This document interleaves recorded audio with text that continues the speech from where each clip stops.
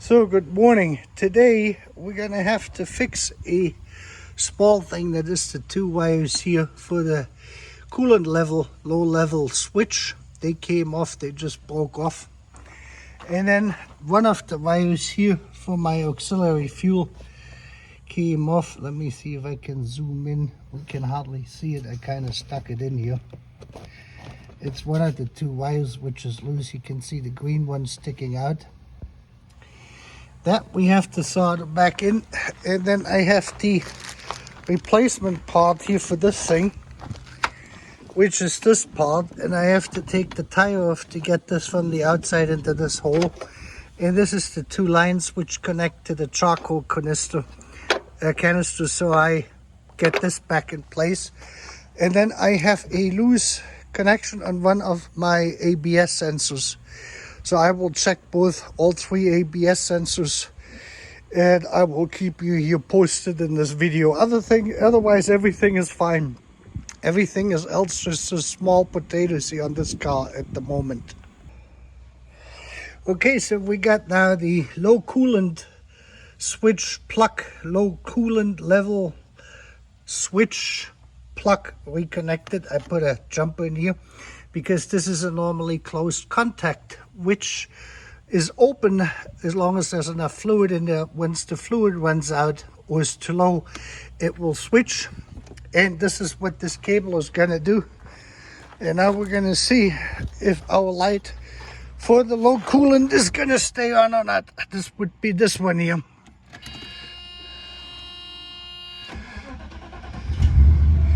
Yep, and it sure does. So that's fixed. Now we're gonna fix the auxiliary pump.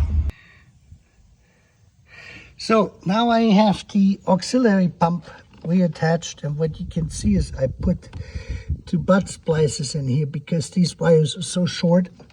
And now we're gonna lay, this thing is gonna sit on here anyway with a clamp on this thing here. And I put two new connectors on there. And I had to remove this thing here too and get the ABS unit out and the battery in order to get there. So now I can reassemble all of the stuff, clean it up a little bit, and that's that on this part here. Okay, so now we are on the right hand side, the passenger side in this case, on this car, and you can see, hopefully, on how much built-up we got on here, and the other side doesn't look any better. So we're going to clean this up. This is how these sensors fail. Let me see if we can show you this. This side is actually worse with the dirt than this side here. And of course this is now all turned here. And let me see. I may have to do this one here separate when we get to this side. Yeah, I'm gonna do this one here when we get here. So let me fix this here. The cleaning is with alcohol in the brush, isopropyl alcohol. Then you rotate this, you blow air in here, you rotate the tire, high pressure to get the little teeth all cleaned up, and then this should work. I had no problems getting this out, and the cabling is okay. So no charred wires or twisted or open, broken insulation or any of that stuff. Okay, so now I got this thing here cleaned off. Let me see if we can see this better here with the light. I moved the light, but now you can see it and how clean this is. This is how clean it looks like it, and it is slotted and it is magnetic. And then all it does, it goes straight back in here just like this. And then you put the screw in, which I have on a mini ratchet with a 5mm. That's really all there is to it.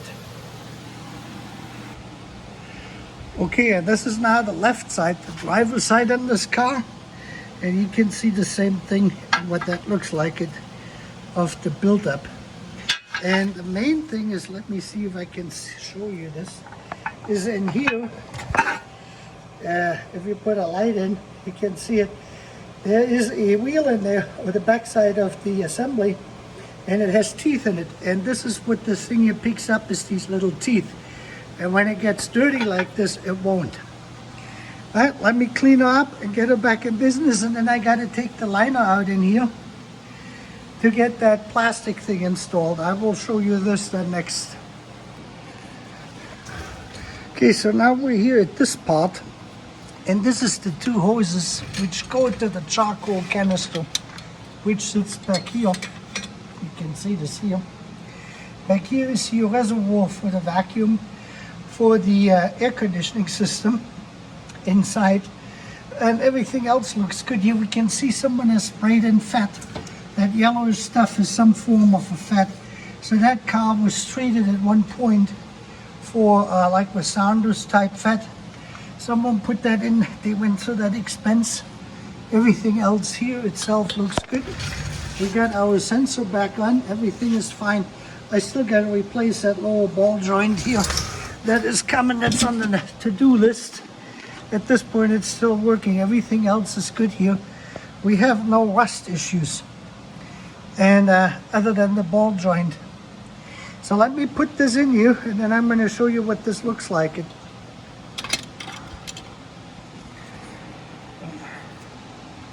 So as I'm putting this together, I found out that the new part, which is exactly the same part number, has a notch here, which you can't really see.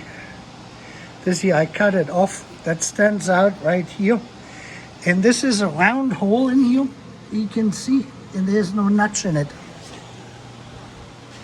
to fit that thing in there because it is round. So you have to cut this back.